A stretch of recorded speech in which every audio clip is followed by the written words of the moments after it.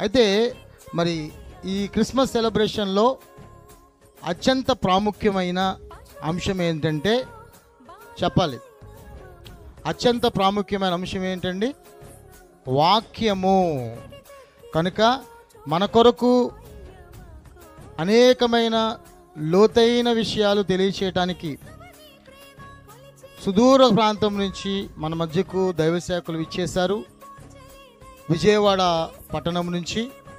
కనుక మరి వారు అంత ప్రయాసతో మన మధ్యకు వచ్చారు. కనుక మనల్ని ప్రేమించి మనల్ని యేసుక్రీస్తు వారిలో నిలబెట్టడానికి, యేసుక్రీస్తు ప్రభు యొక్క వాక్యము ద్వారా మనల్ని బలపరచడానికి వారు వచ్చారు. కనుక ముఖ్యముగా వారికి సమయాన్ని ఇవ్వాలనే మరి ఉద్దేశం ఈ క్రిస్మస్ సెలబ్రేషన్. ఎందుకంటే అనేకమైన అంశాలు మనం వినబోతున్నాం. ఇప్పటి వరకు విన్న సంగతులు ఒక పక్క అయితే ఇప్పుడు వినబోయే సంగతులు మరొక విధంగా ఉంటాయి. అయితే వాక్య విరోధమైన విషయాలు ఏమైనా ఉన్నాయి అని అనుకుంటే కనుక మనము తర్వాత మాట్లాడుకుందాం.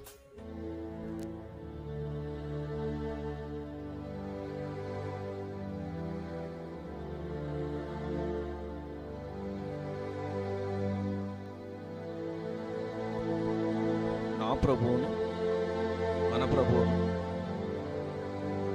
ఈ విశ్వానికి ప్రభువును యేసు నామములో మీ అందరికీ శుభములు. నాదొక్క విన్నపం ఏంటంటే, మీ హృదిలో ఈ పదాలను ముద్రించుకొనడానికి మీ ఆత్మయందు దేవుని పరిశుద్ధాత్మతో సహవాసం కలిగి ఉండండి. మాట్లాడే ప్రతి మాట మీ హృదయంలందు స్థిరంగా ముద్రించబడటానికి నేను కూడా నా ప్రార్థనలయందు, నా వాక్యమందు దేవుణ్ణి ప్రాధేయపడి అడుగుతాను. మీరు మీ మనసులో ఉన్న భావాలను, మీ కష్టాలను, మీ సుఖాలను, మీకు సంబంధించిన ఏ ఆలోచన అయినా సరే విడిచిపెట్టి ఈ సన్నిధానంలో కూర్చోమని మిమ్మల్ని మనస్ఫూర్తిగా వేడుకొంచున్నాను. ఒక చిన్న వాక్యం చదువుకుని ప్రార్థన చేసుకున్న తర్వాత వాక్యంలోనికి వెళ్దాం. ఈ వాక్యం ఎక్కడిది, ఏ అధ్యాయంలో ఉన్నది, ఏ గ్రంథంలో ఉన్నది నేను మరలా చెప్తాను. సంఘముల కోసరము ఈ సంగతులను గూర్చి మీకు సాక్ష్యం ఇచ్చుటకు యేసు అను నేను నా దూతను పంపి ఉన్నాను. నేను దావీదు వేరు చిగురును, సంతానమును, ప్రకాశమానమైన వేకు చుక్కయు నై ఉన్నాను. ప్రభువా, ఎంతో ఆశతో నీ వాక్యాన్ని వాళ్ళ హృదయం మీద రాసుకోవాలని, దాన్ని ముద్రించుకోవాలని ఆశతో వచ్చిన ఆత్మలను, ప్రాణాలను తృప్తిపరచము. ప్రభువా, ఇక్కడి నుంచి వారి స్వగ్రామాలకు వెళ్ళేటప్పుడు నింపారా నీ కృపను, నిండైన నీ దీవెనలను, నీ వాక్యపు జీవ ఆహారాన్ని వారు తృప్తిగా వారు ఆరగించిన తర్వాత ఇంటికి వెళ్ళి మరలా మీ సన్నిధానంలో 2-3 కూర్చుని నిన్ను ఆరాధించే క్షణాన వారు మరలా నెమరు వేసుకుని మీ వాక్యం సత్యమా అసత్యమా అనేది ఒక్కసారి నెమరు వేసుకుని దాన్ని స్థిరంగా ఉంచుకొని అలాగూ వాళ్ళ జీవితాలన్నీ కూడా సంతోషకరంగా నీ సన్నిధానంలో నీతో అంటుకట్టబడి వారు ఫలించులాగున ఈ వాక్యపు విత్తనాలను వెదజల్లమని మీరు పంపితే వచ్చిన నేనుగా, మీరు సెలవీగా ఇక్కడికి వచ్చిన నేనును మీ మాటలను నా నోటి ద్వారా పలికించు సందర్భాలలో ప్రభువ వారి హృదయాలు తెరిచి వాళ్ళు ఆలోచించి గ్రహించుకుని వాక్యమయ్యున్న మనసును, ఆత్మను వారు అర్థం చేసుకుని వారు నీలో ఫలించులాగన వీరందరినీ దీవించమని నా ప్రభు అయిన యేసుక్రీస్తు నామములో ఆమేన్. ప్రకటన గ్రంథము 22వ అధ్యాయము 16వ వచనం చదివాను, మరలా చదువుతున్నాను. సంఘముల కోసరము ఈ సంగతులను గూర్చి మీకు సాక్ష్యం ఇచ్చుటకు యేసు అను నేను నా దూతను పంపి ఉన్నాను. నేను దావీదు వేరు చిగురును, సంతానమును, ప్రకాశమానమైన వేకువ చుక్కయునై ఉన్నాను అని ప్రభువైన యేసుక్రీస్తు మనకు చెప్తున్న జరిగిపోయిన సంగతుల గురించి తెలియబడుతున్న సందర్భం. అనగా ప్రవచనము అనగా జరగవలసిన విషయాలను చెప్పేది. ఇవి జరిగిపోయిన సంగతుల కోసము సంఘానికి ఆయన ఏం చేశాడు, ఎలా చేశాడు అని చెప్పే ఉద్దేశంతో ఈ పదాన్ని రాయించడం జరిగింది. ఎందుకంటే ప్రకటన అక్కడి వరకు ముగిసిపోతుంది. ఆయన చెప్పిన ఈ వాక్యంలో యేసు అను నేను నా దూతను పంపి ఉన్నాను. ఆయన దూతను ఎక్కడికి పంపారు, ఎప్పుడు పంపారు? నాకు అయితే మీకైతే ఏమన్నా జ్ఞాపకం ఉన్నదా? ఆయన దూతను ఈ భూలోకానికి పంపానన్న సంగతి ఈయన పరలోకంలో ఉన్న యేసు ప్రకటిస్తున్న ప్రకటన గ్రంథంలో సందర్భం. నేను దావీదు వేరు చిగురును, దావీదు సింహాసనం అధిష్ఠించడానికి వస్తున్నాను అని చెప్పి ఒక వివాహం దేవుడు ప్రణాళికని మనం అర్థమవుతుంది. దానికి ఎన్ని చోట్లైనా ఉండగలుగుతాడు, ఎలాగైనా రాగలుగుతాడు కానీ రాడు. ఎందుకని రాడంటే ఈ బైబిల్ గ్రంథం అంతా కూడా ఆయా దేశాలలో ఆయా జాతుల మధ్య తెలివైన వారు, జ్ఞానులు అందరూ కూడా ఈ బైబిల్ని ఈ భూమి ఆకాశాలు నిలిచి ఉన్నంత కాలం ఈ గ్రంథాన్నే చదవాలి. దీనిలో ఒక అక్షరం మొక్క కూడా తీయటానికి కానీ పెంచడానికి కానీ అవకాశం లేదు. అంటే మనిషి ఇది రాసిన 2000 సంవత్సరాలకు పూర్వం రాయించిన సంస్కోవాలి. ఆనాడు ఎలాగ అజ్ఞానంతో బైబిల్ని అపార్థం చేసుకున్నారో ఈనాడు అదే అపార్థంతో బైబిల్ని అపార్థం చేసుకుంటున్నారు.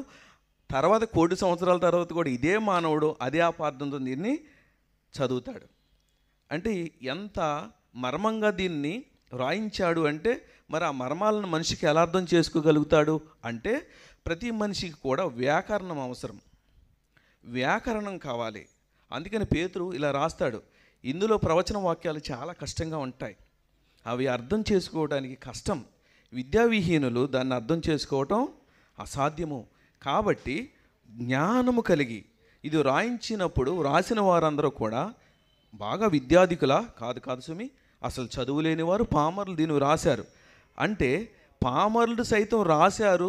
చదువుకున్న మనం, పీజీ చేసిన మనం, డిగ్రీలు చదివిన మనకి ఈ వాక్యం లేఖనం ఎందుకు అర్థం కావట్లేదు అంటే వ్రాయించిన వాడు మనసును అర్థం చేసుకుంటే దబ్బా ఈ అక్షరం వెనుకున్న ఆయన భావం అని చిత్తం మనకు అర్థం కాదు. అందునిమిత్తం నేను ఇక్కడికి వచ్చింది మీకు ఏదో ప్రకటించాలి, నేను ఒక ఫాస్టర్ని లేకపోతే మీకు ఏదో చెప్పాలని అయితే ఇక్కడికి రాలేదు. దీనిని ఎందుకు అపార్థం చేసుకుంటున్నారు, వాక్యాన్ని చదివి ఎలా అర్థం చేసుకోవాలో మీకు కొంచెంగా వివరించగలిగితే ఆ సూత్రం ఆధారంగా బైబిల్ చదవాలనేది నా ఆకాంక్ష. నేను ఏదైతే సూత్రం ఆధారంగా చదివి ఒక పరీక్ష రాసి పాస్ అయ్యానో అలాగే మీరందరూ కూడా ఆ పరీక్ష ఆ ప్రశ్నాపత్రాలను చదువుకుని ఆ ప్రకారం దేవునిలో మీరు కొనసాగాలని నా ఆశ. అందునిమిత్తమే నేను ఇక్కడికి రావడానికి కారణం. కాబట్టి ఆయన ప్రకాశమానమైన వేకువ చొక్కునై ఉన్నాడు.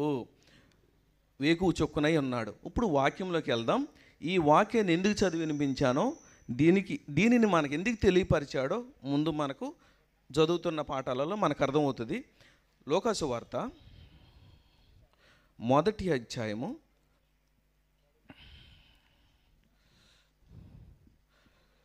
ఇక్కడ ప్రకటన గ్రంథంలో చదివిన మాదిరిగా మనకు దూతను పంపుతానన్నాడు కదా. ఆ దూత ఎవరో ముందు క్లారిఫై ఇచ్చినాక వాక్యంలోకి వెళ్దాం. యోహాను సువార్త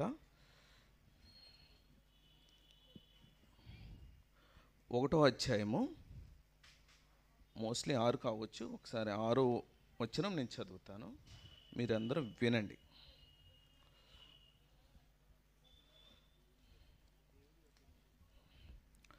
నేనే చదువుతున్నాను ఎందుకంటే నా దగ్గర మైక్ ఉంది కాబట్టి. దేవుని యొద్ద నుండి పంపబడిన ఒక మనుషుడు ఉండెను. దేవుని యొద్ద నుండి పంపబడిన ఒక మనుషుడు ఉండెను. చదువుతున్న వాక్యం వెనక ఇది ఎలా సాధ్యమో ఒకసారి ఆలోచిస్తూ ఉండండి. అన్ని సమస్తము సాధ్యమే అనుకోవద్దు సుమి. ఇది ఎలా సాధ్యము అనే ప్రశ్న మాత్రం మీరు తర్కంగా ఆలోచించాలని నా మనవి. దేవుని యొద్ద నుండి పంపబడిన ఒక మనుషుడు ఉండెను, అతని పేరు యోహాను. దేవుని యొద్ద నుండి మనిషి ఎలాగొచ్చాడు అని రాయబడింది. సరే, దానికి తంతు ఏం జరిగి ఉండాలి? మనుషుడు దేవుని యొద్ద వచ్చి ఉండాలి అంటే దేవుడి సంకల్పం ఆ మనిషిని కని ఉండాలి కదా. ఆ మనిషి భూమి మీదకి రావడానికి ఆయన ఒక ప్రణాళిక ఏర్పాటు చేసి ఉండాలి కదా. ఆ ప్రణాళిక ఏంటో నేను చదువుతున్నాను, విందాం.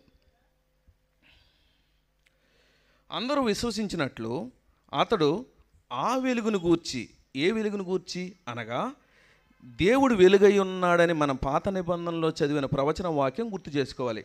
ఆ వెలుగును గూర్చి, అనగా పాత నిబంధనలో ప్రవక్తలు కీర్తనల గ్రంథాలందు ధర్మశాస్త్రమందు వ్రాయబడిన ఏ వెలుగు గూర్చి అయితే మాట్లాడుతుందో ఈ లేఖనం, ఆయన యేసుక్రీస్తు ఈ లోకానికి రాకముందు, పుట్టకముందు, శరీరం ధరించకముందు సందర్భం ఇది. అయితే ఆ వెలుగును గూర్చి, ఆ వెలుగును గూర్చి సాక్ష్యం ఇచ్చుటకు సాక్షిగా వచ్చెను. ఏదైతే ఒక మనిషి సాక్ష్యం పలకాలంటే ఈ భూమి మీద జరిగే తతంగం ఏంటంటే అతనితో మాట్లాడాలి, అతనితో నడవాలి, అతనితో పడుకోవాలి, అతనితో తిరగాలి. ఇలాగూ జరిగితే మాత్రమే ఆయన ఒక మనిషి గురించి సాక్ష్యం ఇచ్చేది సత్యమని నమ్మాలి. ఈ బైబిల్ లేఖనం కూడా అపోస్తులతో 12 మందితో మనకు వ్రాయించి ముద్ర వేసిన కారణం ఏంటంటే వారందరూ కూడా యేసుక్రీస్తుతో నడిచి తిని తిరిగి ఆయనతో ఉన్న సందర్భం కనపడుతుంది. వారు మాత్రమే యేసుక్రీస్తు గురించి మాట్లాడగలుగుతారు. అది సత్యమని చట్టం నమ్ముతుంది. మనందరం దాన్ని పాటించాలని మనకు కూడా భావం కలుగుతుంది. ఎందుకు అంటే ఎవరో ఎక్కడో ఉంటే ఢిల్లీలో ఉన్న వ్యక్తి గురించి ఎక్కడో నేను పుస్తకం రాశాను, అది అసత్యమే అవుతుంది. కారణం ఏంటంటే అతని గురించిన క్షుణ్ణమైన సమాచారం నా దగ్గర ఉండదు, అంతా ఊహాజనితమే. ఊహ ఎప్పటికీ నిజం కాదు, సత్యం కాదని మనం అర్థం చేసుకోవాలి. అలాగూ దేవుని యొద్ద నుండి పంపబడిన ఒక మనుషుడు ఉండేను, అతను ఆ వెలుగు గురించి సాక్ష్యం ఇవ్వడానికి వచ్చాడనే సందర్భం మనకు రాయించారు. ఆయన ఏం చెప్తున్నారంటే అతడు ఆ వెలుగై ఉండలేదు, వచ్చిన వ్యక్తి ఆ వెలుగు కాదు, లేదు, కానీ ఆ వెలుగుని గురించి సాక్ష్యం ఇచ్చేటకు అతడు వచ్చెను. నిజమైన వెలుగు ఉండెను, అది ఆ లోకంలోనికి వచ్చి ప్రతి మనిషిని వెలిగించుచున్నది. ఆయనను యూదులు ఎవరు, ఆ యోహాను ఆయనను గురించి సాక్ష్యం ఇచ్చుచు, నా వెనక వచ్చేవాడు నాకంటే ప్రముఖుడు గనక ఆయన నాకంటే ముందటి వాడాయనని నేను చెప్పినవాడు ఈయనే అనియు ఎలుగెత్తి చెప్పెను. ఈయన అక్కడి నుంచి పంపబడ్డాడు. ఎవరి దగ్గర నుంచి పంపబడ్డాడు అంటే దేవుని యొద్ద నుంచి పంపబడిన వాడు ఎవరి గురించి సాక్ష్యం చెప్తాడంటే దేవుడి గురించే చెప్పాలి. అతనికి పంపించిన కారణం ఏంటంటే దేవుడి గురించి మాట్లాడమని లోకానికి పంపించిన సందర్భం కనబడుతుంది. మరి దేవుడి గురించి మాత్రమే తెలుస్తుంది, ఇక మిగిలేవి విషయాలు ఆయనకు తెలియదు. కారణం ఏంటి? దేవుని యొద్ద నుండి పంపబడిన వాడు అనగా ఆత్మగా ఉన్నవాడు శరీరం ధరించుకుని ఈ లోకానికి రావాల్సి ఉన్నది. ఆ ఆత్మ గురించిన సాక్ష్యం ఎవరు చెప్పాలి అంటే ఈ మానవులకు అక్కడ చూసిన వాడు మాత్రమే చెప్పాలి. ఆ సందర్భంలో ఈయన చెప్తున్న సందర్భంలో బాప్తిసం ఇవ్వడానికి వచ్చినప్పుడు అక్కడ కొంతమంది అప్పటి వరకు వాళ్ళు చెప్పిందే వేదం, చేసిందే చట్టం, ఆ ప్రకారం అక్కడ నడుస్తున్న సందర్భాలలో వారు ఏం చేశారంటే నీవెవడమని అడుగుటకు యూదులు యెరూషలేము నుండి యాజకులను లేవీలను యోహాను వద్దకు పంపినప్పుడు అతడు ఇచ్చిన సాక్ష్యం ఇదే. సాక్ష్యం విట్నెస్ ఇచ్చారు. ఆ విట్నెస్ ఏంటంటే ఎవరెవరు వచ్చారు అంటే యెరూషలేము నుండి యాజకులు అనగా యెహోవా మోషే పీఠమునందు యెహోవా పీఠమునందు బలులు అర్పించుచు దేవుడికి యాగాలు అర్పణలు అర్పించే వారు యాజకులను పిలుస్తారు. వారు లేవీలనగా దేవుడికి కైంకర్యాలు చేసే ఒక సందర్భం, అందులో ఉపకరణాలన్నీ క్లీన్ చేసేవారు, దానిని మోసేవారు, ఆ గుడి లోపలికి ప్రవేశించేవారు ఎవరు అంటే లేవీలకు మాత్రమే అధికారం కలదు ఆనాటి ఆ చట్టం ప్రకారం. వారు యోహాను వద్దకు పంపినప్పుడు అతడు ఇచ్చిన సాక్ష్యం ఇదే. యూదులు వచ్చి అడుగుతున్నారు, అతడు ఎరుగననక, ఎవరిని ఎరుగుననలేదు, ఎవరిని తెలియదనలేదు, ఆ పంపిన వారు ఎవరో ఆయన ఎవరో తెలీదు అనకుండా ఎరుగుననక ఒప్పుకొనెను. నేను క్రీస్తును కానని ఒప్పుకొనెను. కాగా వారు మరి నీవెవరు ఏలియావా అని అడగగా అతడు కాననెను. నీవు ఆ ప్రవక్తవా? ఏ ప్రవక్తకి? నీలో నుండి ఒక ప్రవక్తను పుట్టిస్తా నేను అని చెప్పిన ప్రవచన వాక్యం మనకు యెషయాలో కనపడుతుంది. ఆ ప్రవక్తవా అని అడిగాడు. అడగగా కానీ కానని ఉత్తరం ఇచ్చాను. కాబట్టి నువ్వెవరు? మమ్ము పంపిన వారికి మేము ఉత్తరం ఇవ్వాలని కనుక నిన్ను గురించి నువ్వేమి చెప్పుకుంటున్నావని అతన్ని అడిగి, అందుకు అతడు అయిన యెషయా చెప్పినట్టు నేను ప్రభుత్వ సరళం చేయుడి అరణ్యములో ఎలుగెత్తి చెప్పుని ఒకని శబ్దమును అనగా, ఈయన మాట్లాడటానికి స్వతహాగా ఇతని దగ్గర ఏమీ కూడా భాష లేదు. ఎందుకు? పంపబడిన వాడు ఎవరైతే ఉన్నాడో ఆయన గురించి సాక్ష్యం ఇవ్వడానికి ఈ లోకానికి వచ్చారు. అతని శబ్దాన్నే కనబడుతున్న మనిషి మాత్రము శరీరధారిగా మనకు కనబడుతున్నాడు. కానీ అతను ఎవరి గురించి సాక్ష్యం చెప్పాలి అంటే, పంపించింది ఎవరైతే ఉన్నారో ఆయన గురించి మాత్రమే సాక్ష్యం చెప్పాలి. అంతకుమించి ఆయనకు డ్యూటీ ఏం లేదు. పంపించిన వాడు ఇతనే అని గుర్తుపట్టి ఐడెంటిఫై చేసి ఇతనని చెప్పిన తర్వాత ఇతను ఈ జీవితకాలం ఇక్కడ ముగిసిపోతుంది అని దేవుడు సంకల్పాన్ని బట్టి ఈ లోకానికి పంపించిన వ్యక్తి. ఆయన జన్మం ఎలా జరిగింది అనగా, ఈ లోకానికి దేవుడి యొద్ద నుండి పంపబడిన వ్యక్తి ఎలాగ ఈ లోకానికి వచ్చాడో ఒకసారి చూద్దాం వాక్యపు వెలుగులో. లోకాసు వార్త 1వ అధ్యాయం నుంచి 8వ వచనం నుంచి, అంటే ఇంకా రెఫరెన్సుల్లోకి అసలు పోను, ఒకటే పాఠం చక్కగా దీనిలో నుంచి చాలా అద్భుతమైన అంశాలను మనం నేర్చుకుందాం. 1వ అధ్యాయం 8వ వచనం. జకర్యా తన తరగతి క్రమం చొప్పున దేవుని ఎదుట యాజక ధర్మం జరిగించుకుండగా, అంటే ఇందాక మాట్లాడిన సందర్భంలో యాజకుడు అనగా దేవుని కైంకర్యాలని చేయడానికి నియమించిన వాడు యాజకుడు. ఆ యాజక మర్యాద చొప్పున ప్రభు ఆలయంలోనికి వెళ్ళి ధూపము వేయుటకు అతనికి వంతు వచ్చెను. ధూప సమయమందు ప్రజలు సమూహమంతి వెలుపల ప్రార్థన చేయుచుండగా ప్రభుదూత ధూప వేదిక కుడివైపు నిలిచి అతనికి కనపడగా. ఇక్కడ బైబిల్లో చాలా సందర్భాలలో కుడి చెయ్య, దక్షిణ హస్తము, కుడి పక్క, కుడి అనే సందర్భం మనం చదువుతాం. కుడి పార్శ్వం అని చదువుతాము. ఎడమ పక్కన ఏమైంది? ఎడమ చెయ్య, ఎడమ పక్కన కూడా దేవుడు మనకు అనుగ్రహించిందే కదా మన దేహంలో. ఎందుకని దేవుడు కుడి వైపు ఉన్న గొర్రెలను చూసి అంటాడు, కుడి పార్శ్వమున కూర్చుని ఉండెను అని యోహాను దర్శనమందు చూస్తాడు. కుడి పార్శ్వమున ఉన్నాడు అనే సందర్భం చాలా చోట్ల మనకు చూస్తాడు, కనపడుతుంది. ఎందుకని కుడి పార్శ్వమున ఆయన కూర్చుండడానికి కారణం, అసలు ఆ కుడి పదాన్ని ఎందుకు వాడుతున్నారు బైబిల్లో అనే విషయం మనకు అర్థం కావడానికి ఒక చిన్న సందర్భం చెప్తాను. జకర్యా అతను చూసి ప్రభుదూత వచ్చానని పైన మనం చదువుతాం. జకర్యా చూడాలంటే ఆత్మను మనిషి కన్ను చూడగలుగుతుందా? ఒక ఆత్మని నరుడు చూడగలుగుతాడా అనే ప్రశ్న ఇప్పటికీ అలాగే ఉన్నది. కారణం ఏంటంటే, ఉదాహరణకు ఆత్మలు మనం భూమి పుట్టిన దగ్గర నుంచి మన పితరులు మనం ఎవరైనా సరే ఆత్మను నేను కళ్ళారా చూశానని చెప్పిన మానవుడు ఉన్నాడా భూమి మీద? వారు బైబిల్లో మాత్రమే కనబడతారు. పోనీ దురాత్మనైనా చూసావా? దేవుని ఆత్మను చూడలేకపోతే ఇప్పుడు దురాత్మనైనా మనం చూడాలి కదా. దురాత్మ మన కంటికి ఏనాడైనా కనిపించిందా? లేదు. మరి ఇక్కడ చూశాను అన్నప్పుడు ఒక సగటు మనిషిని, న్యూట్రల్గా ఉండే నేను ఆత్మను ఎలా చూడగలుగుతుంది దేవుడు మనిషి కన్ను అని అడిగినప్పుడు ఒక క్రైస్తవుడిగా మనం సమాధానం చెప్పవలసిన సందర్భం ఉన్నదా లేదా? చూసేసారు అంతే, మా బైబిల్ అలా చూసేస్తారని చెప్పడానికి ఉంటుందా? ఉండదు. ఏదైతే నువ్వు విశ్వసించావో, ఏదైతే సత్యమని నమ్మావో, ఏ దేవుడైతే నిజం రుజువు అని నమ్మావో అది రుజువుపరచడానికి నువ్వు సిద్ధంగా ఉంటేనే ఈ బైబిల్ పట్టుకోవాలి, మాట్లాడాలి.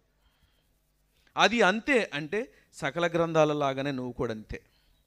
నిరూపణ అక్కర్లేదు, మతానికి నిరూపణతో పనే లేదు. నేను నమ్మాను అంతే, నేను విశ్వసించాను అదే సత్యం. దాన్ని మూఢత్వం అంటారు. కానీ క్రైస్తవం మూఢత్వం లేదే, మతం కాదు మార్గం అని చెప్తున్నాం కదా. మరి ఆ సందర్భాలలో నువ్వు దాన్ని రుజువుపరచడానికి ప్రతి క్రైస్తవుడు సన్నద్ధుడై ఉండాలని లేఖనం చెప్తుంది. ఎందుకు చెప్తుంది? ఈ లోకాసు వార్త 1వ అధ్యాయము 1వ వచనం ఒకసారి చదువుతాను. ఆరంభము నుండి కన్నులారా చూసి వాక్య సేవకులైన వారు మనకు అప్పగించిన ప్రకారము మన మధ్యన నెరవేరిన కార్యములు గూర్చి వివరముగా రాయుటకు అనేకులు పూనుకున్న తర్వాత లైన్ 6వ లైన్. మొదట నుండి తరచి పరిష్కారముగా తెలుసుకుని ఉన్న నేనును నీ పేరట వాటిని గురించి వరుసగా రచించుటకు యుక్తమని ఎంచితిని. పరిష్కారముగా తెలుసుకున్న తర్వాతనే ఈ గ్రంథం రాస్తున్నాడట, రుజువులతో కూడి. అలాగే మనకు అపోస్తల కార్యాల 1వ అధ్యాయంలో కనపడుతుంది. పరిష్కారముగా తెలుసుకున్న తర్వాతనే ప్రకటించడానికి, రాయడానికి, గ్రంథం రాయడానికి పూనుకున్న సందర్భాలు మనకు కనపడతాయి. మన దేవుడు రుజువులు ఇచ్చిన దేవుడై ఉన్నాడని లేఖనం కనుక కనపడుతుంది.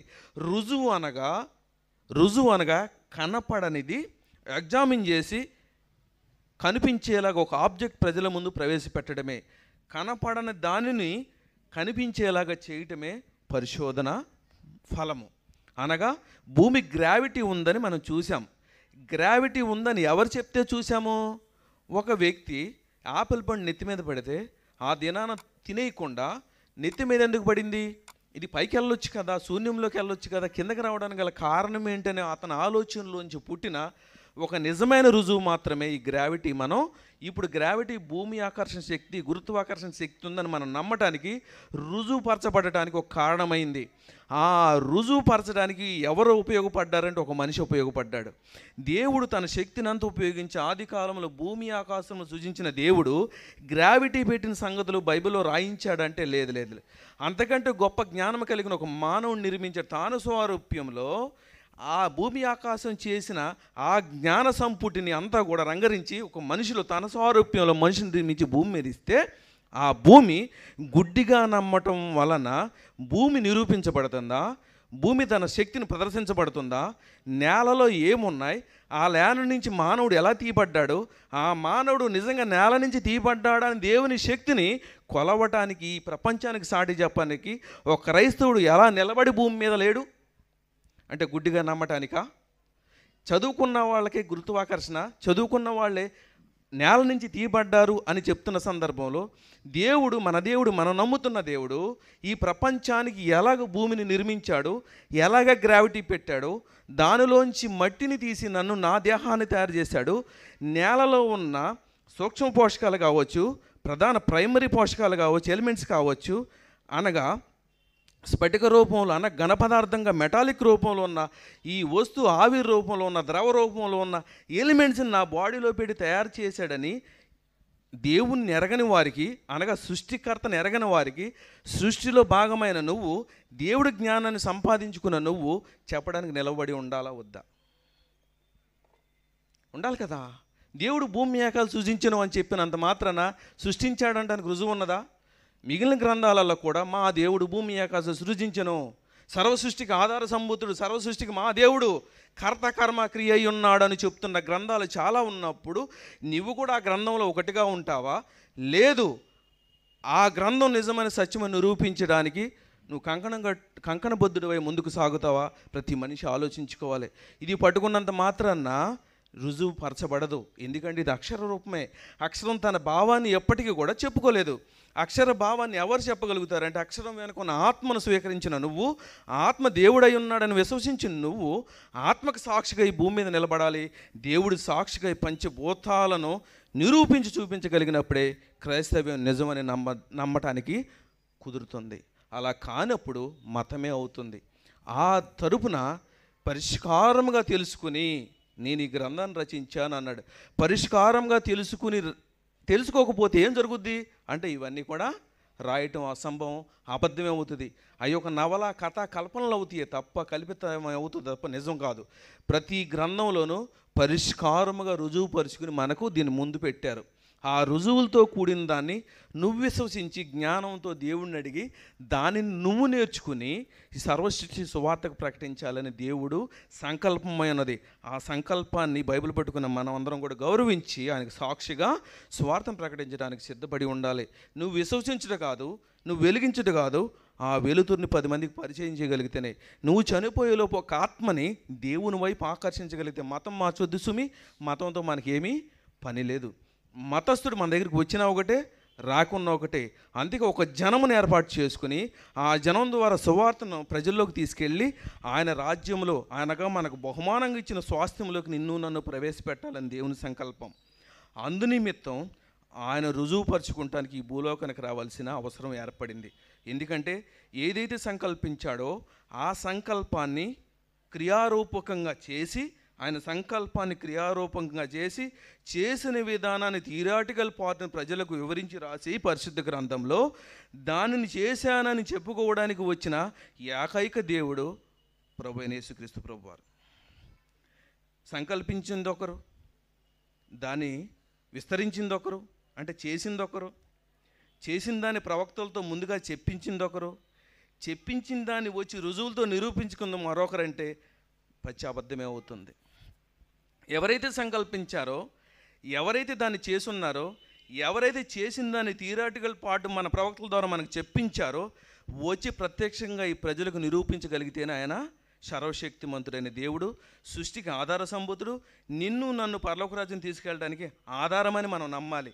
ఎందుకని ఇన్ని చేయాలి అంటే ఆయన ఉండాలి పరలోక రాజ్యంలో. పరలోక రాజ్యంలో ఉన్న స్వర్గంలో ఉన్నాడని చెప్పుకుంటున్నామే తప్ప ఉన్నవాడనని వచ్చి నిరూపించుకున్న దరిమిలాలు ఇప్పుడు ఇంతవరకు ఎక్కడ కూడా భూమి మీద జరిగిన సందర్భాలు లేవు. ఇక ముందు జరుగుతాయేమో చూద్దాం.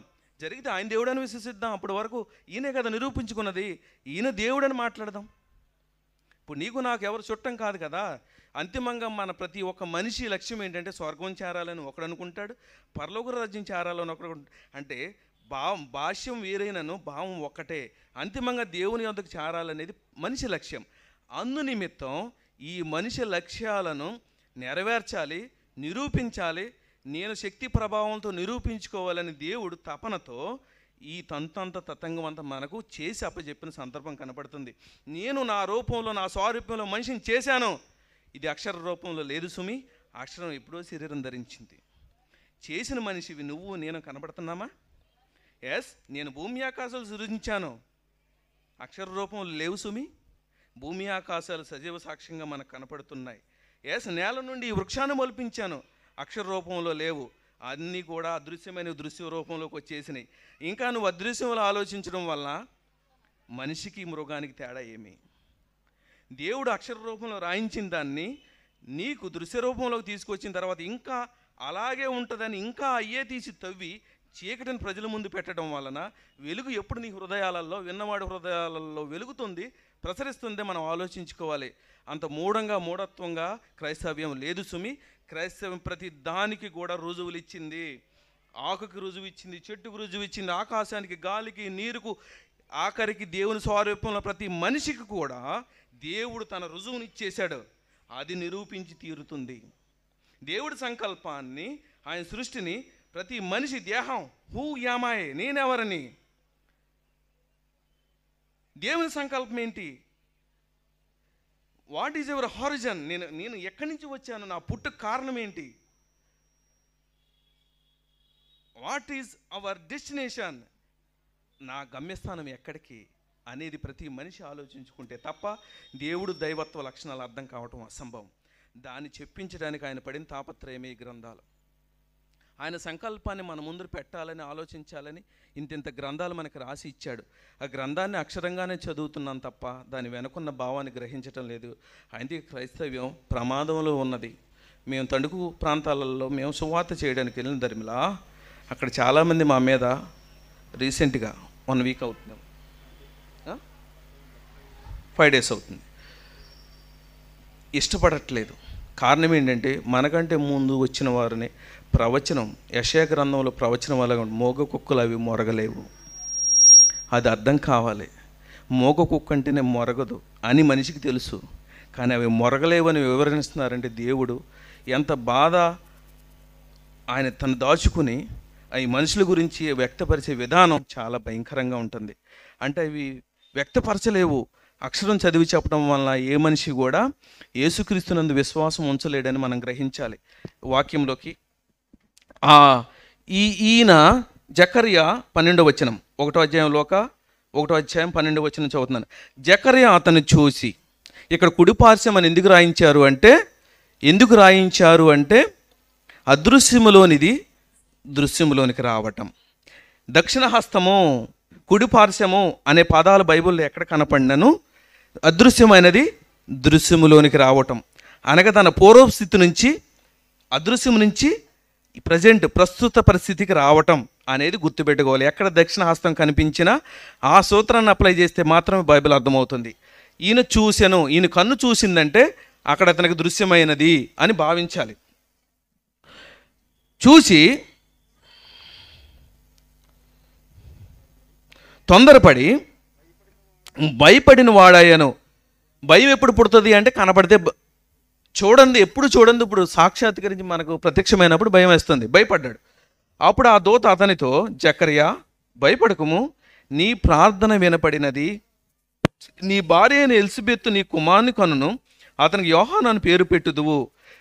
అని దేవదూత ఎక్కడ చెప్తుందంటే దేవుని యొద్ద నుంచి రాబో వ్యక్తి గురించి దేవదూత వచ్చి ప్రకటిస్తుంది. ఇది మనుషుల సంగతులు కాదు కాబట్టి మనుషుల ప్రకటన అస్సలు చెల్లదు. ఇక్కడ దేవుని యొద్ద నుంచి రాబడే వాడికి నేను పంపిస్తానని, యేసు నా దూతను పంపిస్తానని చెప్పిన సందర్భాన్ని ఒక దేవదూత, దేవుని యొద్ద నుండి వచ్చిన దేవదూత మాత్రం చెప్పితే అది సత్యమని నమ్మాలి. అతడు ప్రభు దృష్టికి గొప్పవాడై ద్రాక్షారసమైనను మద్యమైన తాక తన గలబరం పుట్టిన మొదలుకొని పరిశుద్ధాత్మను నిండుకున్నవాడై ఇజ్రాయేలీలు అనేకులను ప్రభువు అయిన వారి దేవుని వైపుకు త్రిప్పును. ఇది ఈయన డ్యూటీ. వస్తున్న ఆయనకు డ్యూటీ ఒకటి నియమించేసాడు, పంపిస్తున్నాడు. పంపించడానికి ముందు ప్రిపరేషన్ అనమాట. ఈ తంతులో ఒక మిరాకిల్ విషయాలను చెప్తాడు, కానీ మనం వాటి ఎందుకు దృష్టి ఉంచం. దాని గురించి ఆలోచిస్తే మనకి వెంటనే అర్థమైపోద్ది. అసలు ఫస్ట్ పేజీలోనే అర్థమైపోద్ది మనకి. ఏమని? అనేకులను ఇజ్రాయేలీలు అనగా యెహోవా సాక్షులు అని అర్థం. మీరందరూ సమ్మతిస్తున్నారా?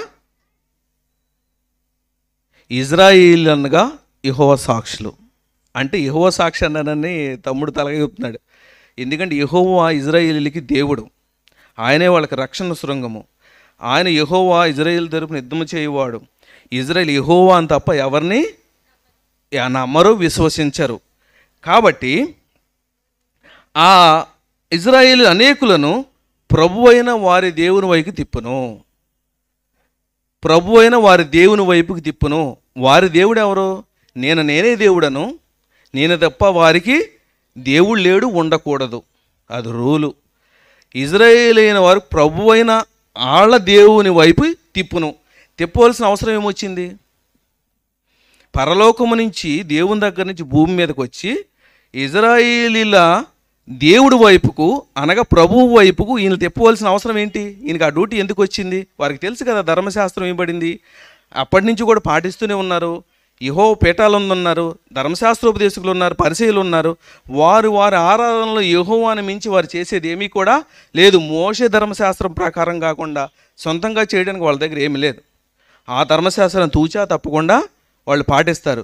మరి ప్రభువు వైపుకు, వారి దేవుడిని ప్రభువు వైపుకు ఎందుకు తిప్పవలసి వస్తుంది? వీళ్ళు ఎందుకు చెప్పాలనుకుని వచ్చారు? ఏ సాక్షిగా ఆయన భూమి మీదకి వచ్చారు? అది కూడా ముందుంటుంది.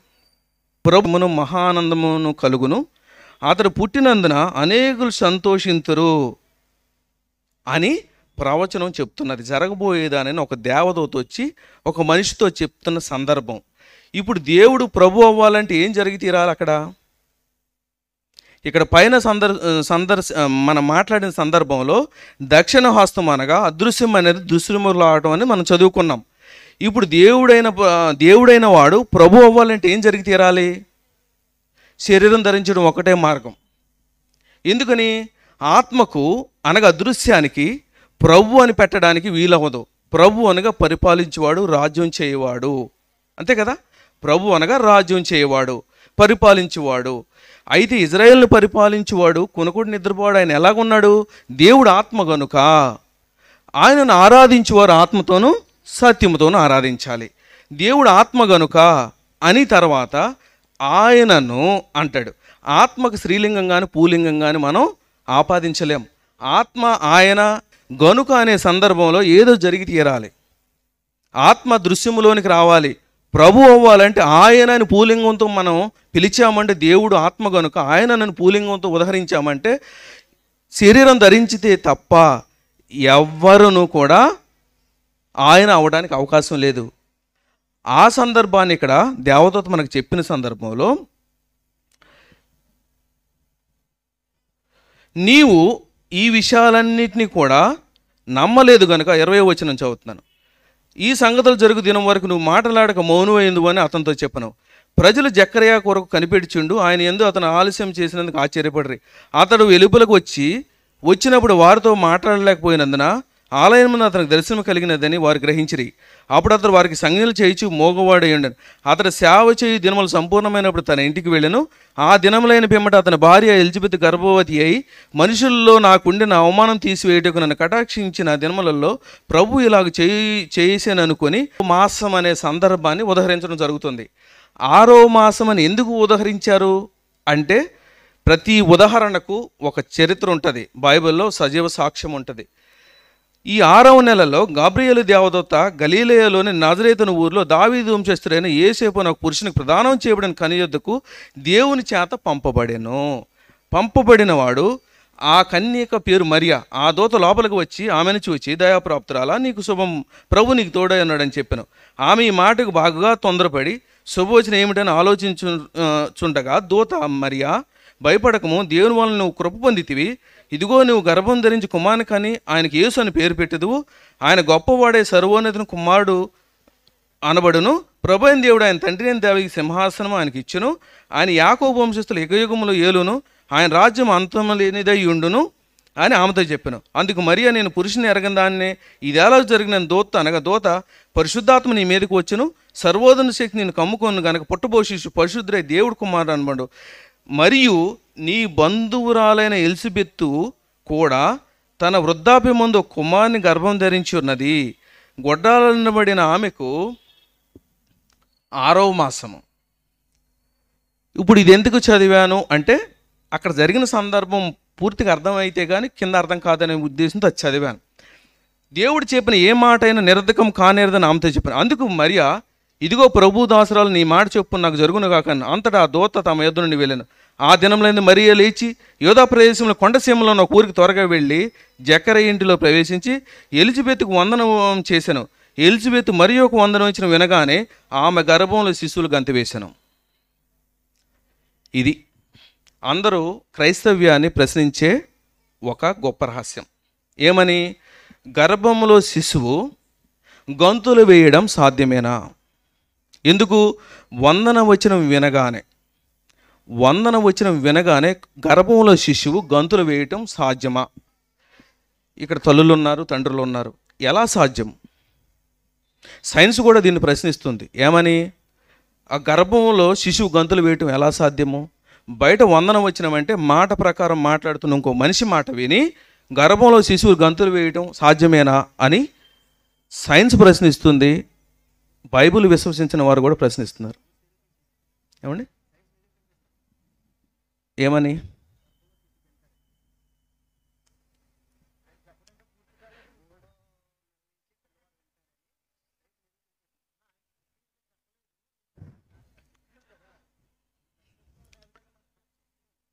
ఒక మాట మీ మొబైల్లో ఉంటే, అయ్యగారు ఒక మాట చెప్పారు, గూగుల్లో అన్నీ సాధ్యమే.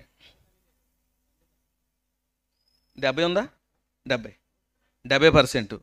3వ నెలలో మాట వింటాడని నాకు వికీపీడియా ఉన్నట్టు చూపించండి. గూగుల్ తీయండి, మీరు తీయండి. 3వ నెలలో ఒక్క నిమిషం.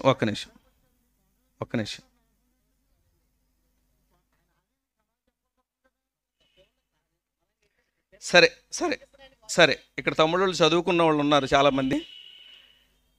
3వ నెలలో శిశువు గంతులు వేస్తుందా? ఆడవారు ఉన్నారు. 3వ నెలలో గంతులు వేస్తుందా? మీకు అలా జరిగిందా? తల్లులు ఉన్నారు కదా, కన్నవారు, పిల్లల్ని కన్నవారు ఉన్నారుగా.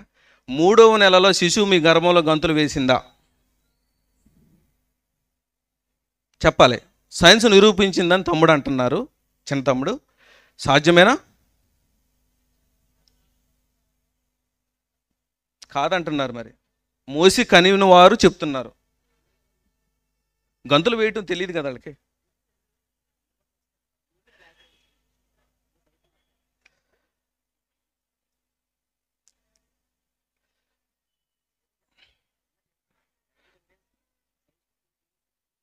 సరే, అయ్యేలోపు సార్ చూపిస్తారు. 3వ మంత్లో మీరందరూ ఇదంతా అవసరం, ఎందుకంటే మనకి అన్నీ కూడా ఉన్న అనుమానాలు నివృత్తి జరిగి తీరాల్సిందే. 3వ నెలల్లో శిశువు గంతులు వేస్తుందనే సైన్స్ నిరూపితమని చెప్పారు. ఆ సైన్స్ని ఇల్లులోపు మనకు నిరూపిస్తారు, మనం కూడా తెలుసుకుందాం. 6వ మాసం ఎందుకనే జరుగుతుందంటే 5 నెలలు గర్భంలో పిండం ఉత్పత్తి జరుగుతుంది, అవయవాలు ఏర్పడతాయి. 6వ మాసం మొదటి దినాన్ని నుంచి 3వ రోజు వరకు, అనగా 6వ మాసం ఎంటర్ అయిన తర్వాత 3వ రోజులో బిడ్డ కదలిక ఆరంభం అవుతుంది. 6వ మాసం 1 నుంచి 3 రోజుల మధ్య కాలాలలో శిశువు కదలిక ఆరంభం అవుతుంది. మీరు వికీపీడియాలో కొట్టి చూడండి, లేదా నెట్లో ఎక్కడైనా చూడండి, సైన్స్ నుంచి చూడండి. ఓకేనా? ఆ 6వ మాసం ఎందుకని చెప్పించాడంటే, సైన్సు బైబిల్ని ప్రశ్నిస్తుంది. ఏమని ప్రశ్నిస్తుంది? 6వ మాసం వరకు ప్రాణం కదలిక లేని శిశువు వందన వచ్చిన వినగానే గంతులు ఎలా వేస్తుందో చెప్పమని రుజువులు అడుగుతుంది. అడిగిన దానికి దేవుడు మనుషుల ఆలోచనలు తెలిసిన వాడు కదా, ఆయన సర్వాంతర్యామి, జ్ఞాన సంపన్నుడు కాబట్టి ఈ సైన్స్కి అనగా బైబిల్ ఎరగని వారికి సమాధానం చెప్పడానికి ఏ ఏ అవయవాలు ఏ కాలాలలో నిర్మితం కావాలి అనేది దేవుడు ఏర్పాటు చేసిన ఒక సైకిల్, ఒక క్యాలెండర్ సైకిల్. అందుకని ఆ సైకిల్ ప్రకారమే దేవుడు తన స్థితిలలో ఏం జరుగుతుంది అనగా, ఆరంభంలో దీవించిన క్షణాన బిడ్డలు పుట్టేటప్పుడు అవ్వ ఆదాము దగ్గర ఏదైతే ఆవిడ ఎవరో ఎలా తెలుసు? గంతులు వేయటం వేరు, కదలటం వేరు. ఓకేనా? గంతులు వేయాలి అంటే ఆనందం కలగాలి.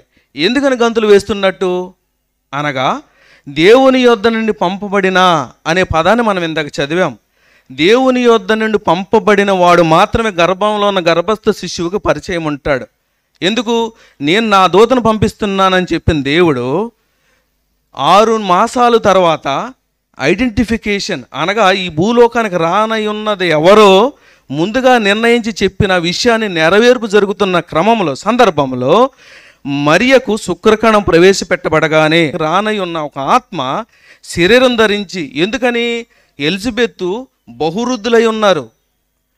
జకరియా ఎలిజబెత్ బహువృద్ధులై ఉండి కనడానికి వీలు లేని అవయవాలు మూసిన సందర్భాలలో అవి అన్నీ కూడా తెరచబడి, అందుకే సృష్టికి విరుద్ధంగా జరుగుద్దా అంటే అసాధ్యము. అందునిమిత్తం ముందు ప్రణాళికలు అలాగ తాను ముందుగా దూతను ఆదాములో ఏదైతే XY ప్రవేశపెట్టారో ఆనాడు ప్రవేశపెట్టిన దేవుడే మనుషులను క్యారియర్లుగా వాడుకున్నాడే తప్ప మనుషులో ఏది కూడా డెవలప్ కాదు. అలా జరగదండి భూమి మీద. నేను చెప్తున్నాను వినండి అంటే నమ్మడానికి లేదు. అందుకని రుజువులతో కూడిన బైబిల్ సత్యమని, భూమి అంతం ఆరంభం నుంచి అంతం వరకు ఈ గ్రంథం నిలిచి ఉన్నది. మనకు ఎక్స్టెన్షన్ లేదు బైబిల్లో కూడా. ఎప్పుడు ఇంకా అదర్దాన్ ఇంకా బైబిల్ కానీ ఇంకా రాతప్రతులు కానీ రావడానికి అవకాశం లేదు. అందుకని ఇది సత్యమని మనం నమ్మి తీరాలి. అప్పుడు నా ప్రాణం ప్రభువును కనపరుచుచున్నది, ఆయన తన దాసురాలు దీనస్థితి కటాక్షించెను. నా ఆత్మ నా రక్షకుడైన దేవుని యందు ఆనందించెను, సర్వశక్తిమంతుడు నా గొప్ప కార్యం చేశాను గనుక ఇది మొదలుకొని అన్ని తరముల వారు నన్ను ధన్యురాలందురు అని ప్రవచన సారం చెప్పిన తర్వాత 62వ వచనం దగ్గరికి వెళ్తున్నాను. 62 వానికి ఏ పేరు పెట్టునో పెట్టగోరుచున్నావని వాని తండ్రికి సంజ్ఞలు చేసి అడిగిరి. అతను వ్రాత పలక తెమ్మని వాని పేరు యోహాన్ అని వ్రాశాను. అందుకు వరాన్ని రాచేడు పేరు. వెంటనే అతని నోరు తెరవబడి నాలుగు సడలి అతను దేవుని స్తుతించుడు మాట్లాడసాగాను. ఎందుకని ఈ బాప్తిసం ఇచ్చి యోహాను నోరు మూసుకుపోయింది అంటే, ఈ జకరియా నోరు ఎందుకు మూసుకుపోయింది అంటే, అక్కడ రహస్యంగా జరిగింది. అనగా ఆయన బలిపీఠం పక్కన జరిగిన సందర్భాలలో దేవదూత వివరించి చెప్పిన సందర్భం ఇక మరెన్నడూ కూడా ఇది జరిగే వరకు, ఎందుకంటే అతను నమ్మలేదు కాబట్టి దేవుడు క్రియారూపకంగా ఈ ప్రజలకు సర్వసృష్టికి చూపించాలనుకున్న తరువాత ఈ జకరియాకు ఈ నోరు ఎందుకు మూతపడింది అంటే, దేవదూత ఏ విషయాలైతే చెప్పిందో అవి ముందుగా చెప్పించాలని దేవుడు అనుకోలేదు. ఈయన వినలేదు కాబట్టి, ఎవరు వినలేదు? ఈయన యాజకుడు, ఆల్రెడీ దేవుని సన్నిధిలో నిరంతరం యాజకత్వం చేసే మనిషే దేవదూత చెప్పిన సందర్భాన్ని ఇతను నమ్మలేదు. అందుకు దేవుడు ఏం చేశాడంటే, రుజువులతో కూడా నిరూపించిన తర్వాత ఏ పేరు పెట్టనై ఉన్నాడు ఆ సందర్భాలలో ఇతను నోరు సడలించేలాగును దేవుడు ఆజ్ఞ వేసి పంపించిన దరిమిలా ఇప్పుడు ఇతను పుట్టిన తర్వాత దేవదూత చెప్పిన సందర్భాన్ని విశ్వసించి అప్పుడు దేవదూత దేవుడు చెప్పించిన పదాలను అనగా బాప్తిసం ఇచ్చి యోహాన్ అనే పేరు అతనికి పెట్టడం జరిగింది. అనగా ఆయన చెప్పిన దానిని రుజువుపరుచుకున్న తర్వాత యోహాన్ అనే పేరు, అనగా మనకు మన చుట్టాలలో కానీ మన బంధువుల్లో కానీ ఈ పేరు కలవాడు ఎవడనూ లేడే, వంశపారంపర్యంగా మనం ఆ పేరు పెట్టడానికి అవకాశం లేదే అని చుట్టుపక్కల వాళ్ళు అన్నను. అలా కాదు, దేవుడు మనకి తెలియపరిచిన ఆయన పెట్టాలని నిర్ణయించిన పేరుని ఆ బాప్తిసం ఇచ్చి యోహానుకు పెడతాననే సందర్భంలో ఇక్కడ అందును బట్టి వారు చుట్టుపట్ల కాపురం ఉన్న వారందరికి భయం కలిగను. ఆ సంగతులన్నీ యోదయ కొండసీమలందరూ ప్రచురమయ్యను. ప్రభు హస్తం అతనికి తోడేయుండును గనుక ఆ సంగతులను గూర్చి విన్నవారందను ఈ బిడ్డ ఎలాంటి వాడగునో అని వాటిని మనసులో ఉంచుకునిరి. మరి అతని తండ్రి జకర్యా పరిశుద్ధాత్మ పూర్ణుడై ఇట్లా ప్రవచించాను. ఇప్పుడు పరిశుద్ధాత్మ పూర్ణుడై జకర్యా ప్రవచనం మనం చదువుతున్నాం. ప్రభు అయిన దేవుడు స్తుతింపబడునుగాక. ప్రభు అయిన ఇశ్రాయేల్ దేవుడు స్తుతించబడునుగాక. ఇందాక మాట్లాడుకున్న సందర్భంలో ఇశ్రాయేల్ దేవుడు ఎవరు? ఇశ్రాయేల్ దేవుడు ఎవరు? వాళ్ళకి ధర్మశాస్త్ర ప్రకారం యెహోవా అనే ఇశ్రాయేల్ దేవుడు. వేరెవరిని వారు విశ్వసించరు. ప్రభు అయిన ఇశ్రాయేల్ దేవుడు స్తుతించబడునుగాక. ప్రభు అయిన ఇశ్రాయేల్ దేవుడు అనే పదం పాత నిబంధనలో ఎందుకని వ్రాయించలేదు? ధర్మశాస్త్రం మందు ప్రభు అయిన ఇశ్రాయేల్ దేవుడు అని ఎందుకని రాయించలేదు? అంటే ప్రవక్తల నోట పలికించి ఆయన శరీరధారిగా ఈ లోకానికి వచ్చిన తర్వాత, అనగా ప్రవక్తల నోట యెహెజ్కేలుతో కానీ దానియేలుతో కానీ అప్పుడు ప్రభువగు యెహోవా అనే పదాన్ని బైబిల్లో వ్రాయిస్తారు. ప్రభువు కానయ్యున్న దేవుడు అనే పదాన్ని ప్రవక్తలతో రాయించిన తర్వాత ఆ ప్రవచనం నెరవేర్పులో భాగంగానే ఇక్కడ పరిశుద్ధాత్మ పూర్ణుడైన జకర్యా పలుకుతున్న సందర్భం ఏంటంటే, ప్రభు అయిన ఇశ్రాయేల్ దేవుడు స్తుతింపబడునుగాక. ఆయన తన ప్రజలకు దర్శనమిచ్చి వారికి విమోచన కలగజేసెను. దర్శించాలి అంటే ఇందాక మనం మాట్లాడుకున్న సందర్భం కుడిపార్శ్వము. దర్శించాలంటే కుడిపార్శ్వము, సింహాసనం మందు కుడిపార్శ్వము అనే సందర్భం కనపడతాడు. దానిని ఇంకో పదంతో పిలిచారు. ఏమని? కుమారుడు అనే పదంతో పిలిచారు. ఎందుకు? కుడిపార్శ్వము అనగా అదృశ్యమైనది దృశ్యములోనికి వచ్చిన సందర్భంలో మాత్రమే కుమారుడు అనగా సంకల్పం కుమారునిగా ఈ లోకానికి రావటం. జగదుత్పత్తి పూర్వమే నేను వస్తానని పరిశుద్ధుల నోట పలికించిన పరిశుద్ధాత్మ పలుకుతున్న సందర్భం, పరిశుద్ధాత్మ మాటను కూడా మేము వినము విశ్వసించము మాకు అక్కర్లేదు అనుకుంటే ఓకే. పరిశుద్ధాత్మ పూర్ణుడై ఇట్లా ప్రవచించాలి అంటే అది 100% నెరవేర్చబడాలి. అది 99% అయిపోయి 1% కాకుండా అది ప్రవచనంగా పిలువబడదు. బైబిల్లో అబద్ధం రాసి ఉన్నదని మనం విశ్వసిస్తే అంతే. అయితే ప్రభు అయిన ఇశ్రాయేలు దేవుడు స్తుతింపబడును గాక. దేవుడు ఆయనగా మారాలి అంటే శరీరం ధరించడం ఒక్కటే మార్గము, వేరే ప్రొవిజన్ ఆప్షన్స్ ఉండవు. ఆయనగా మారాలి అంటే ప్రజలకు దర్శనమిచ్చాలి, వీళ్ళందరూ చూడాలి అంటే ఆయన శరీరం ధరించడం ఒక్కటే మార్గం. అనగా సంకల్పం వేరు చిగురుగా ఆది అంతముగా అనగా అదృశ్యమైన దృశ్యములోనికి రావటమే ఆయన వేరు చిగురును. దర్శనమిచ్చి వారి విమోచన కలగజేయాలంటే ఆయన రక్త మాంసాలు ధరించుకోవాల్సిందే. ఎందుకు? విమోచిస్తానని ప్రవక్తల నోట పలికించిన మాట నెరవేరుబడినట్లు ఆయన రక్త మాంసాలు ధరించుకుని బలియాగమై రక్తంతో ఈ సమస్త మానవాళి మీద పరిచిన పాపాన్ని కడిగివేసి తీసివేయాలి అంటే ఆయన రక్తం కార్చాల్సిన ఒకటే సాధ్యం. అలా సాధ్యపడే విషయంలో ఆయన రక్త మాంసాలు ధరించి ఈ భూమి మీదకి వచ్చి ఆయన మనల్ని విమోచించిన తర్వాత మాత్రమే ఈ ప్రజలందరికీ రక్షణ కలిగిన సందర్భాన్ని మనం చూస్తాం. ఆయన మరియు ఓ శిశువా నీవు సర్వోన్నతిని ప్రవక్త అనబడదువు. ఎవరు ప్రవక్తినా? మన దేవుని మహావాస్యాలను బట్టి వారి పాపములు క్షమించడం వలన తన ప్రజలకు రక్షణ జ్ఞానం ఆయన అనుగ్రహించినట్లు ఆయన మార్గమును సిద్ధపరచుటకై నీవు ప్రభువునకు ముందుగా నడుతువు. అనగా అదృశ్యమైన దృశ్యంలోకి వచ్చి సర్వోన్నతిని ఎవరి గురించి? నీవు ప్రభువునకు ముందుగా నడుతువు అన్న సందర్భంలో ఆయన ఏమంటాడు? ప్రవక్త అనబడదు. మన దేవుని వాత్సల్యాన్ని బట్టి నీవు ప్రభువునకు ముందుగా నడుతువు, మన పాదముల సమాధానము మార్గములోనికి నడిపించినట్లు చీకటిలో నుండి మరణ ఛాయలోను కూర్చుండి వారికి వెలుగుచ్చుటకై ఆ మహావాత్సల్యమును బట్టి పైనుండి ఆయన మనకు అరుణోదయ దేశం గ్రహించును. ఆ అరుణోదయం తీసుకెళ్ళి జ్ఞానులను వేకువ చుక్కగా నక్షత్రముగా వెళ్ళి ఆయన జన్మించిన ప్రాంతాన్ని ఐడెంటిఫికేషన్ చేసి జ్ఞానులకు ఇచ్చిన సందర్భం మనకు కనపడుతుంది. ఆ మహాదేవుడు శరీరధారిగా ఈ లోకానికి వచ్చి ఇదంతా నిర్వహిస్తే తప్ప ఆకాశంలో ఉన్నదని చెప్పడానికి కానీ, నేను ఉన్నవాడనని చెప్పడానికి కానీ, నిరూపణ లేని విషయాలు. ఎందుకు? నేను ఉన్నవాడనని చెప్పిన మోషే అడుగుతాడు, నీ పేరేమని అడుగుతాడు. పేరేమని అడిగితే పేరు చెప్పలేనివాడా, అర్థం కానివాడా భాష? పేరు చెప్పాలి కదా. నేను ఉన్నవాడనని పదాన్ని ఎందుకు చెప్తాడంటే, ఈ సర్వలోకంలో ఉన్న దేవుళ్ళందరూ ఉన్నారు అనబడుతున్నా సరే వారెవరికి కూడా నిరూపణ లేదు.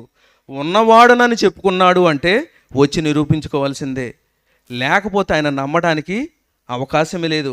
నేను సృష్టికర్తను, నేను ఒక్కడిని భూమిని విశాలపరిచాను అని చెప్పిన సందర్భం కిందకు వచ్చి నిరూపించుకోవాల్సిందే తప్ప ఏ మానవుడు కూడా అక్కడికి వెళ్ళి తెలుసుకున్న సందర్భాలు ఉండవు. కాబట్టి అబ్రహాము ఈ దినము చూతునని మిగులు ఆనందించెను, ఈ దినము చూసి సంతోషించెను.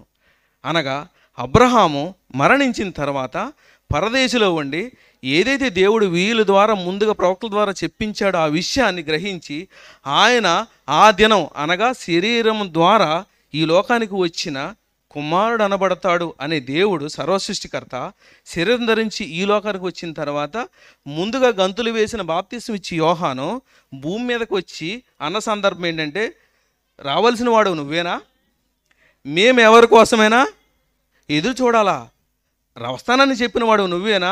ఎందుకంటే ఆత్మదేవుడు ఈయన పంపించేటప్పుడు రూపం లేనిదిగా కనపడింది.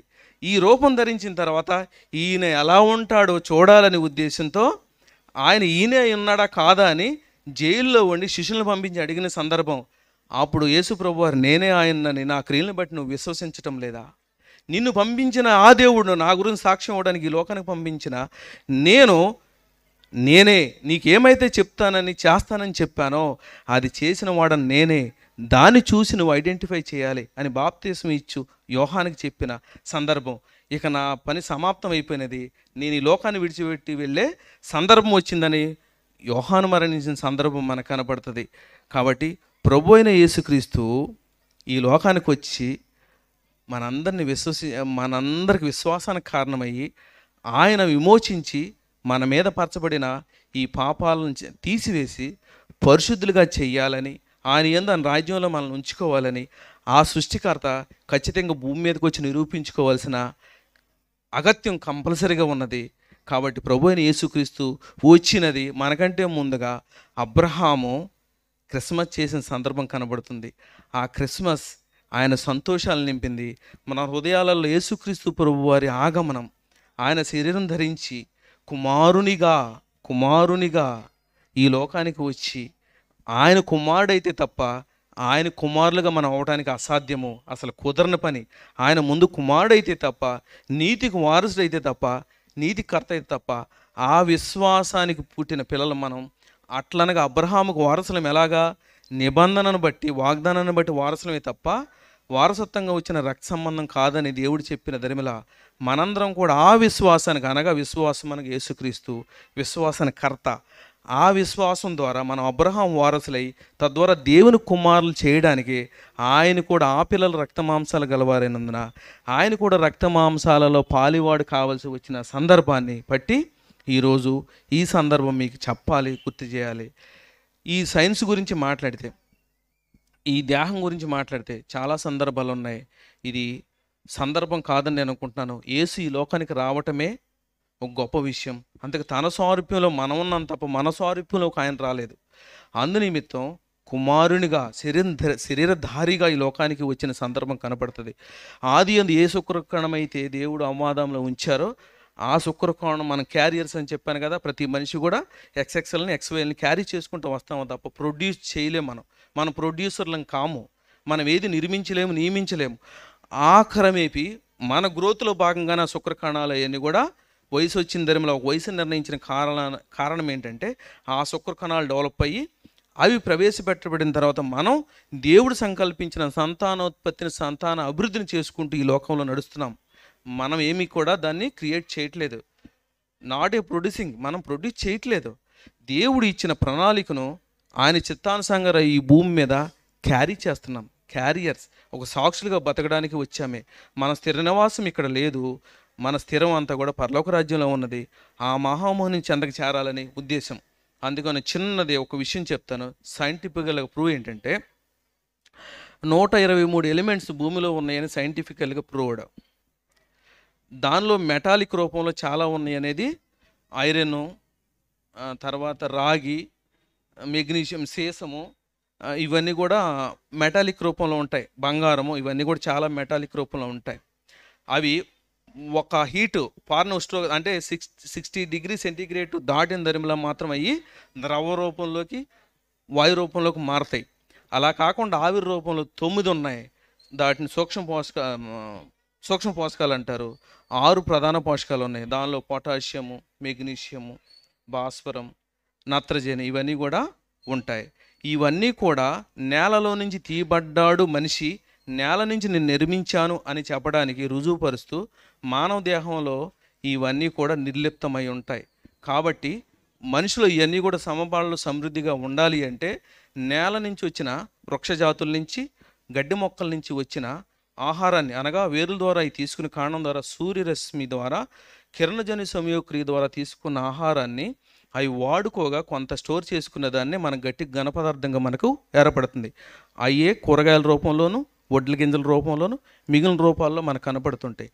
అవి ఎక్సెస్. వాటిని తీసుకుని మనిషి ఆ జన్యువు ప్రకారం ఎంతో కొంత 40, 50, 60 డిగ్రీ సెంటీగ్రేడ్లో దాన్ని ఉడికించిన తర్వాత దానిని ఆవిరి రూపంలోకి లేక ద్రవ రూపంలోకి మార్చుకున్న తర్వాత మనిషి తినటం వలన రక్త మాంసాలు కలిగిన మనిషి బతకడం జరుగుతుంది. ఎందుకు బతకడం జరుగుతుందంటే మనిషి మట్టి నుండి తీయబడ్డాడని నిరూపించడానికి దేవుడు భూమి మీద పండిన ఆహారాన్ని తిని బతకమని, నేలను దున్ని కష్టించి పంట పండించి తినమని దేవుడు మనకిచ్చిన ఒక ఆజ్ఞ. ఆ ప్రకారం ఈ గ్రంథం ఎందుకు నమ్మాలి అంటే మనిషి నేల నుంచి తీయబడ్డాడని మన గ్రంథం చెప్తుంది. దానిలో ఆ నేల నుంచి తీయబడ్డాడనడానికి నిరూపణే మనిషి బాడీలో నేలలో ఉన్న పోషకాలన్నీ కలిగి ఉండటమే. ఇది రుజువుపరచాలి. అందుకని బైబిల్లో ఉన్న దేవుడు సత్యమని నమ్మాలి అంటే నేలలో ఉన్న పోషకాలు నీలో ఉన్నాయో లేవో తెలియాలంటే ఏదైనా ల్యాబ్కి వెళ్ళి ప్రిఫామ్ చూడండి ఒకసారి. దానిలో potassium, magnesium, manganese, zinc, sulphate, sulphur, మొత్తం ఎవ్రీథింగ్ దానిలో నిర్లిప్తమై ఉంటాయి. అవన్నీ ఎందులో ఉంటాయి అంటే నేలలో ఉన్నవే మనిషి బాడీలో ఉంటాయి. అందుకనే మిగిలిన గ్రంథాలలో అవి రుజువుపరచలేదు కాబట్టి దాని మీద విశ్వాసాన్ని మనం ఉంచక మనిషి దేహం దేని నుంచి తీయబడిందో దేవుడు చెప్పిన దానిని రుజువుపరుచుకొని నేలలో నుంచి అవి కూడా నా బాడీలో ఉన్నాయి అని చెప్పుకుంటూ నీళ్ళు ఏదో తక్కువైతే దానిని ఎక్స్టర్నల్గా అనగా కృత్రిమమైన ట్యాబ్లెట్ల ద్వారా దానిలో రిస్టోర్ చేసుకునే మనిషి నిత్యం జీవించగలుగుతున్నాడు. ఆ రిస్టోరేషన్ కూడా దేని నుంచి జరుగుతుందంటే ఆకుల నుంచి లేదా కాండాల నుంచి, వృక్షాల నుంచే దాన్ని రిస్టోర్ చేసుకుంటున్నాడు మనిషి. మనం వేసుకుంటున్న ప్రతి ట్యాబ్లెట్ కూడా, సిరప్ కూడా చెట్ల నుంచి తీయాల్సిందే. వేరే పదార్థాలు, బ్రహ్మ పదార్థాలు లేవు. వాటిని బైండింగ్ కోసం కాల్షియం పౌడర్ వాడాల్సిందే, వేరే ఆప్షన్ లేదు. అలాగూ ఇందులో రాయించిన దేవుడు సత్యమని నమ్మాలంటే ముందు మనిషిని క్రియేట్ చేసిన, తన స్వారూప్యంలో క్రియేట్ చేసిన మానవుడు నిజమా కాదా అబద్ధం అనేది నిరూపించుకున్న తర్వాత మాత్రమే ఇది సత్యమని నమ్మాలి. అలాగే ఒక గ్రంథం డార్విన్ సిద్ధాంతాన్ని ప్రతిపాదించింది. అనగా మనిషి దానిలో నుంచి అనగా కోతు నుండి మనిషి జీవ పరిణామ క్రమం ద్వారా మనిషి కాలక్రమేణా తన రూపును మార్చుకుని ఈ భూలోకానికి వచ్చాడని చెప్పాడు. అనగా ఆ జన్యువు మారటం అనేది అసాధ్యము. అందుకే జన్యువు కోట్ల సంవత్సరాలైనా నశించదని సైన్స్ చెప్తుంది. ఏ జన్యువు కూడా ఒక జన్యువుతో మమేకం కావటం అసాధ్యము. అందుకని ఆ జన్యువుని సపోర్ట్ చేసిన గ్రంథం తప్పు అని చెప్తుంది. ఎందుకంటే మానవ నిర్మాణ క్రమం కాబట్టి మానవ జీవన శైలి మీద ఆ జన్యువు సపోర్ట్ చేయట్లేదు. అంటే కన్ను కావచ్చు, కిడ్నీస్ కావచ్చు, రక్తం కావచ్చు, నీ బాడీలో ఉన్న ఏ జన్యువుతో కూడా ఇంకో జన్యువు మ్యాచ్ కావట్లేదు. అందుకని ఆ గ్రంథం తప్పని నిరూపించబడింది. ఆ గ్రంథాలు చెప్పింది మన బాడీకి సరిపోవట్లేదు, నాతో పోల్చుకున్నప్పుడు సరిపోవట్లేదు. కాబట్టి నన్ను క్రియేట్ చేసిన దేవుడు ఎవరైనా నా పరిశోధనలో భాగంగా, ప్రతి మనిషి పరిశోధనలో భాగంగా నేల నుండి మనిషి తీయబడ్డాడు అని నమ్మే వరకు ఈ గ్రంథం నిలబడే ఉంటుంది. ఎందుకంటే ఎవరైనా నేల నుంచి తీశారని నమ్మి తీరాలి. మనిషి మట్టై పుట్టును, మట్టై మరణించును. అనగా మట్టి మాత్రమే మనిషిని అబ్జర్వ్ చేసుకుంటుంది. కాలం లేట్ అవ్వచ్చు కానీ సంవత్సరాలైనా సరే మన కాల్షియంతో తయారైన బోను మట్టిలో మాత్రమే కరిగి తీరాలి, వేరే ఎందులోనూ కరిగి తీరదు. ఆదరిమిలా ఏ గ్రంథాలలోనూ మానవ నిర్మాణ క్రమం గురించి ఇంత స్పష్టమైన రుజువులతో ఇవ్వబడలేదు. కాబట్టి ఇది విశ్వసించిన నేను ఎవరిని అని నేను ప్రశ్నించుకున్న క్షమంలో మట్టి నుంచి తీయబడిన ఒక మనిషిని అనగా నా రూపం ఏ రూపం అంటే దేవుడు తన స్వరూపంలో చేశాడు కాబట్టి చేశాను చెప్పాలంటే ఆయన స్వరూప్యం నరునిదై ఉండాలి, లేకపోతే అబద్ధం అవుతుంది. నా స్వారూప్యంలో నేను చేశానని చెప్పిన వాడు నా స్వారూప్యంలో కనపడితే తప్ప అది సత్యమని నమ్మడానికి లేదు. అంతేగాని తాంత్రిక శక్తులు అని చెప్పడానికి లేదు, అంతేగాని మంత్రాలతో ఇక్కడ చేయడానికి లేదు. రుజువులతో కూడిన బైబిల్ కాబట్టి ప్రపంచంలో ఉన్న మేధావులు అనబడిన వారు ఈ భూమి మీద 4 జాతులు కనపడతాయి మనకు. తెలివి తక్కువ వాడు అనగా తనకిచ్చింది కూడా ఉపయోగించుకోలేనివాడు, తెలివి గలవాడు, ఈ తెలివి తక్కువ వాడిది తెలివిగా ఉపయోగించుకునేవాడు, అతి తెలివి గలవాడు, వీళ్ళిద్దరిది కూడా తెలివిగా వాడుకోగలిగిన వాడు జ్ఞాని ఉంటాడు. ఈ జ్ఞానం ఎవడు అంటే దేవుడి జ్ఞానాన్ని ఆపాదించుకుని ఏ సైంటిస్టులు అయితే దేవుడు మనకి ఇచ్చిన ఈ సృష్టిలో ఉన్న రహస్యాలను వెలికితీసి ఇందులో వ్రాయబడిన వ్రాతలు సత్యమే, మేము దానికి సాక్షులమని చెప్పి నిరూపించి నిర్వచించి మనకు ఆ సాక్ష్యాలు ఇచ్చిన దరిమిల దేవుడు చెప్పింది భూమి ఆకాశాలు సృష్టించిన సందర్భం ఇందులో రాసింది, ఎలా సృష్టించానో కూడా చెప్పాడు. ఆ ప్రకారం మనం అన్నీ కూడా విశ్వసించు. బైబిల్లో ఉన్నదానినే సైన్స్ నిరూపించాలి తప్ప లేనిదాన్ని నిరూపించడం అసాధ్యమని బైబిల్ రుజువుపరుస్తుంది. కాబట్టి నా స్వారూప్యంలో నిర్మించిన దేవుడు ఆయన రూపంలో ఉన్న నన్ను నేను చూడాలి, నేను విశ్వసించాలంటే ఆయన శరీరం ధరించి వచ్చి నిరూపించుకోవడం ఒక్కటే మార్గం. అందుకే అక్కడ పేరు అడిగితేనే ఉన్నవాడను అని చెప్పాడు. క్రీస్తు అనగా ఎల్లప్పుడూ ఉండునని ధర్మశాస్త్రం చెప్పుట వింటిమే. ధర్మశాస్త్రంలో ఏమని చెప్పాడు అనగా నిర్గమకాండంలో ఉన్నవాడను అన్నాడు.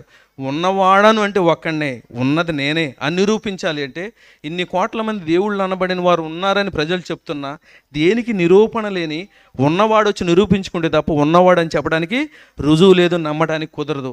ఆ దేవుడు శరీరధారిగా వచ్చి ఈ స్వరూపంలో నిన్ను నేను చేసుకున్నాను అనగా మట్టి దేహాన్ని తీసుకుని నీలాగా తిన్నాను, నీలాగా నడిచాను, నీలాగా శ్వాసించగలిగాను, నీలాగా ఉనికి కలిగి ఉన్నాను, ఈ భూప్రపంచం మీద అందరితో మాట్లాడగలిగాను, నా భావం భాష్యం ఏంటో వాళ్ళకి చెప్పగలిగాను, ఏదైతే సంకల్పించానో ఏదైతే వ్రాతపూర్వకంగా ఇచ్చానో దాన్ని నిరూపించానో కిందకు వచ్చి దాన్ని చేయాలని చెప్పడానికి దేవుడు మరణించిన లాజరును బతికించిన క్రమం, పుట్టిగుడ్డు వాడిని కన్ను ఇచ్చిన సందర్భం, రెక్టర్ కానీ తర్వాత రెటినా కానీ తర్వాత బాహ్య సెల్ కానీ ఇవన్నీ కూడా ఒక కన్నుతో ఎప్పటికీ మ్యాచ్ కాలేవు. భూమి మీద ఈ ప్రపంచంలో ఎవరికి సరిపోల్చబడవు.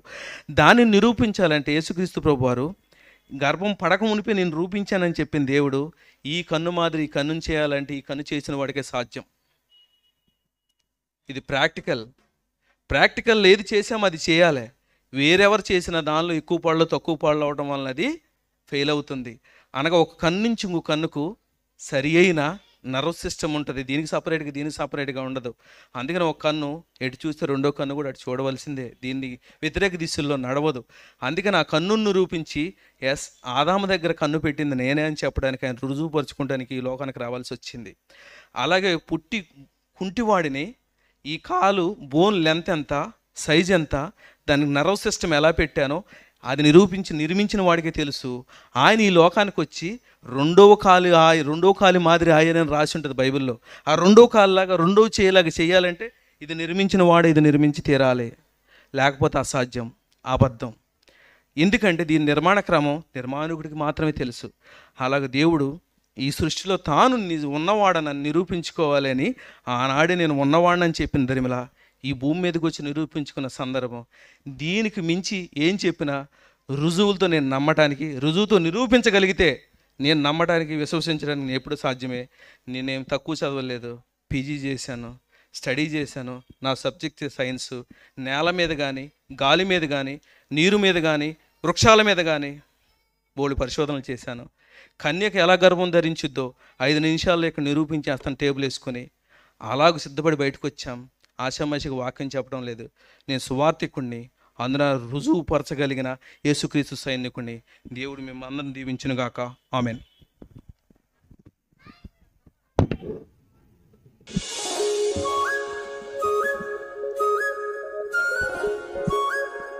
చాలా తక్కువ సమయంలోనే ఎక్కువ వివరణను మనకు అనుగ్రహించారు, తెలియజేశారు ప్రసాద్ వర్మ గారు. దేవుడే దీనుడై శరీరధారిగా వచ్చిన రోజుగా ఈరోజు మనందరము కూడా క్రిస్మస్ సెలబ్రేషన్ చేసుకుంటున్నాం. మరి ఆయన నిరూపించుకోవటానికి ఆయనే రావాల్సి వచ్చింది. ఆయనే సర్వసృష్టికర్త, సర్వోన్నతుడు, మహాదేవుడు, సర్వాధికారి అయిన దేవుడు, నిజమైన దేవుడు ఆయనే మన ప్రభు అయిన యేసుక్రీస్తు వారిని మనం నమ్మి విశ్వసించి ప్రకటిస్తున్నాం. మరి రుజువులతో కూడిన విషయాలను మనకి తెలియజేశారు. ఈ విషయాలు అర్థం కావాలంటే మరింత లోతులుగా మనము బైబిల్ని అధ్యయనం చేయాలి, ప్రార్థనా సహాయం కోరాలి.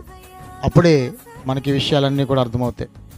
కనుక చక్కటి వర్తమానాన్ని మనందరి కొరకు అందించిన సువార్థికులు, సేవకులు ప్రసాద్ వర్మ గారికి యూత్ గ్రాండ్ క్రిస్మస్ సెలబ్రేషన్ తరపున హృదయపూర్వక వందనాలు చెల్లిస్తున్నాను. Thank you very much sir. God bless you.